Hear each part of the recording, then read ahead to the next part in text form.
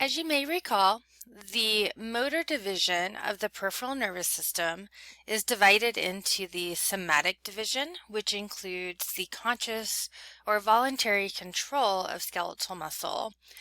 The other division is the autonomic division, and it is primarily responsible for controlling homeostasis. It involuntarily controls cardiac muscle, smooth muscle, and glands, such as sweat glands and the glands involved in hormone release. Now, the autonomic nervous system is further divided into two branches, the sympathetic nervous system and the parasympathetic nervous system. The sympathetic division of the autonomic nervous system is also known as the fight or flight division, or the the fight or flight response. The body prepares to fight a threat or run away, flight from the threat. So this threat can be either physical or emotional. So whether you're being chased by a bear or taking an exam, the body responds in the same way by activating structures through the sympathetic division. So in order to fight off a threat or run away from it or somehow deal with it, the body needs the following things. It needs fuel in the form of ATP for skeletal muscles in order for them to contract so you can fight or run away from the threat. Oxygen and glucose is needed to make that ATP. So the oxygen and glucose has to be delivered to the skeletal muscles to make the ATP. In order to get the oxygen and glucose to the skeletal muscles faster, blood needs to deliver oxygen and glucose to cells faster. So what happens is that the sympathetic nervous system stimulates structures that allow for these things to happen. So some physiological responses, these are the responses that allow these to happen.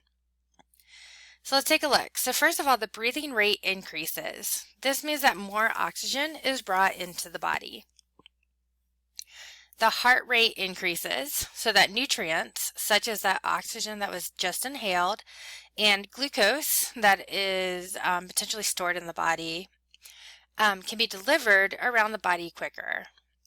All right, so you're taking in more oxygen and you're getting that oxygen and stored nutrients to the tissues faster by increasing the heart rate. The blood vessels going to the skeletal muscles dilate, which means that more blood goes to the skeletal muscles, and the blood vessels going to the digestive organs constrict.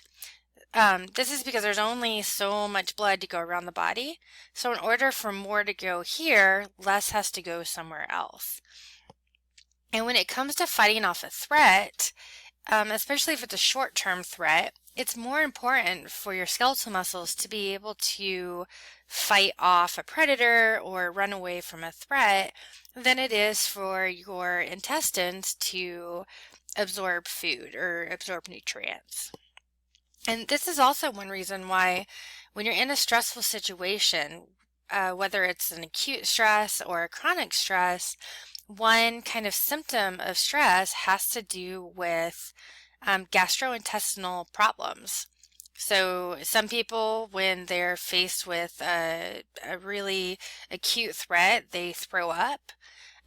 Chronic stress can lead to problems with diarrhea and constipation, and all these are linked to the fact that the body thinks that there's a stressor there and something it's trying to deal with, and so the digestive organs aren't getting all of the nutrients that they should, and therefore the digestive system just isn't working as well. Additionally, you begin to sweat more, and this is to counteract the extra heat that's produced by your muscle contractions.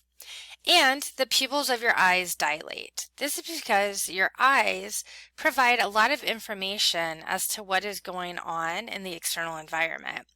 So when they dilate, you're taking in more sensory information so that you can assess what the threat is and deal with it.